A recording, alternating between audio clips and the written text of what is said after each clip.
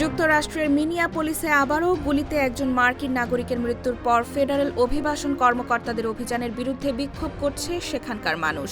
রাজ্যের governor team Waltz সেখান থেকে ফেডারেল এজেন্টদের সরিয়ে নিতে আবারও প্রেসিডেন্ট ট্রাম্পের দিকে আহ্বান জানিয়েছেন। আমেরিকানদের উদ্দেশ্যে তিনি বলেছেন, এটি একটি সন্ধিক্ষণ। এদিকে নিজের সামাজিক মাধ্যমে সোশ্যাল ট্রুথে দেওয়া পোস্টে প্রেসিডেন্ট ডোনাল্ড ট্রাম্প বলেছেন, ওয়ালজ এবং মিনিয়াপোলিসের মেয়র জেকব ফ্রের উচিত রাজ্যের কারাগারে থাকা সব বন্দীকে দেশ থেকে বহিষ্কারের জন্য কর্তৃপক্ষের হাতে তুলে দেওয়া।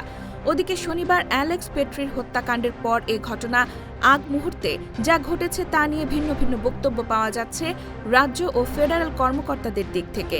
গুলির যেসব ভিডিও ছড়িয়ে পড়েছে সেসব বিষয়ে জানতে চাইলে বর্ডার পেট্রোল কমান্ডার গ্রেগ বোভিনো বলেছেন, সত্য উদ্ঘাটনের জন্য তদন্ত হওয়া দরকার।